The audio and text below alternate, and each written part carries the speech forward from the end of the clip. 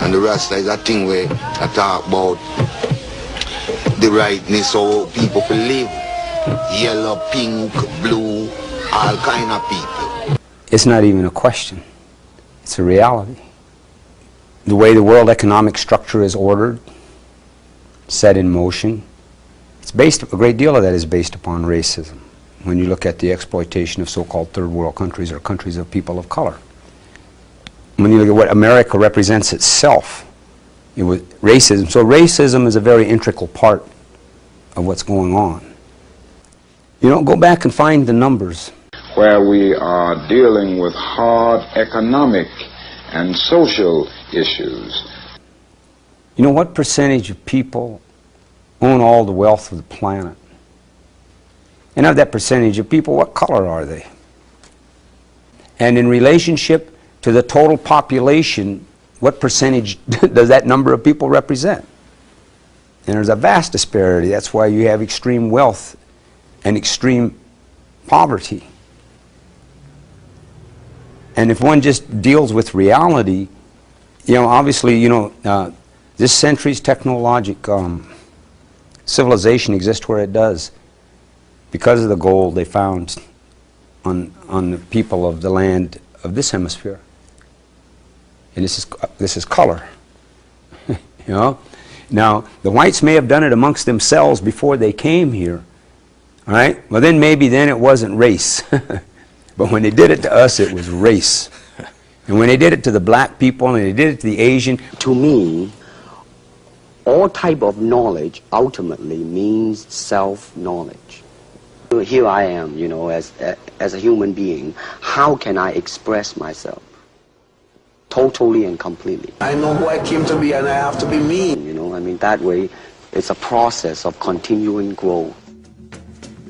That is, to me, the most important thing, and that is, how can I, in the process of learning how to use my body, to understand myself?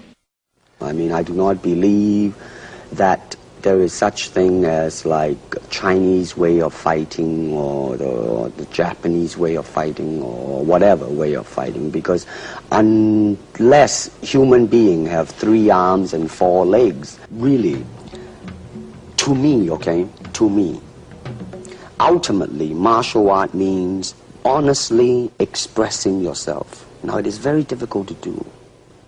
But to express oneself honestly, not lying to oneself, and to express myself honestly, now that, my friend, is the successful ingredient in it was because I was being Bruce Lee. Myself, I said, empty your mind, be formless, shapeless, like water.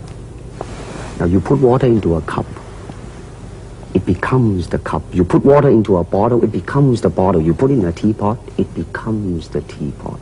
Now water can flow or it can crash. Be water, my friend. You know what I want to think of myself? As a human being. Because under the sky, under the heaven, man, there is but one family. It just so happened, man, that people are different. When they did it to the people of color, it was race. You know, it's not just economic, it's race. It's economics based upon race. And this is what we are faced with. And this is the reality. Now, when we come to Washington, in this campaign, we are coming to get our check. So basically, the entire structure that we live in now is based upon, we're indoctrinated and programmed, all right, to perceive reality through a white, racially based, subservient system to God, a male God. And that's what we see here. In other parts of the world, it's some other type of subservient system to their religion's male God. You know, it affects everything. The man that was so humble, sometimes I feel embarrassed to see how humble he was. He would smoke the herb of the earth.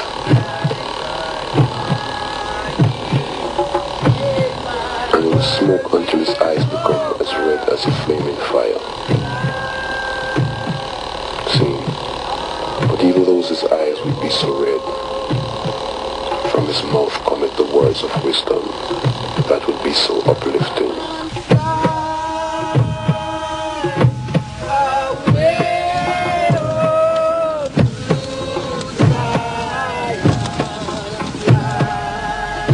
Out of this dark continent from Fort Bracket, so a message that we brought to earth is come together, sister, brother, time gliding on. Did I hear the words of a higher man say?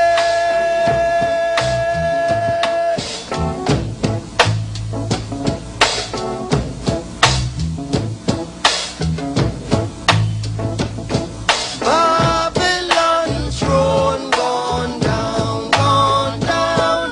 Babylon throne gone down. Don't I make it plain? Yes. Don't you understand now? You asked me some pretty tough questions, but didn't I make a lot of sense? I didn't make the Christians hate me. I didn't make the Protestants hate me. I didn't make the Catholics hate me. I told you the truth. I said all of them are good if they live it. It's just the people who don't live it. So I chose the Islamic path. Religion is a touchy thing. Religion. Very few people can see. Some people, you say I'm a Muslim, don't want to hear you. Some people, you say I'm a Protestant, pow, pow. You say I'm a Catholic, pow, pow. All of them are right. All of them are from God. All of them are good and teach good. It's just the people and the titles that make you prejudice. But all of them got the same. It says one God, but there are many roads to that God. You understand? This is the power of this. You see me do this, you call me the greatest. That's because I'm more religious than I am physical, and I study a lot.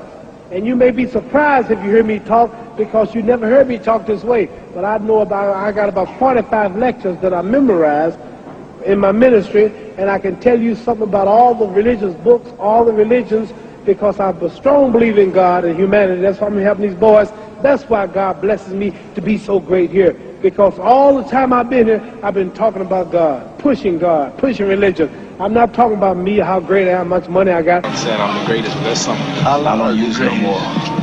Allah is the greatest. God is the greatest. I'm not going to help nobody get something my Negroes don't have. If I'm going to die, I'll die now, right here fighting you. If I'm going to die, you my enemy. Not Viet Cong or Chinese or Japanese. You my opposer when I want freedom. You my opposer when I want justice. You my opposer when I want equality. You won't even stand up for me in America for my religious beliefs, and you want me to go somewhere and fight, but you won't even stand up for me here at home. You won't stand up for what I believe now. So you won't fight. And no matter what you think of Mr. Muhammad Ali's religion, you certainly have to admire his courage. And there's a deep difference between mature courage, adolescent bravery, and naive audacity. If you have the courage to still connect your life and art to political engagement, then things are always already messy. You're always going to make certain judgments that you call into question later. I don't say this to justify, because there's a hunger not just here but around the world. That right now the American empire is in such crisis that people are concerned about those voices in America that are willing to talk about truth and justice in ways that are not just aesthetically pleasing but also intellectually unsettling. I'm always giving the praise to God. So that's why I'm as great as I am in this physical world, because I push him first. Be proud of our heritages.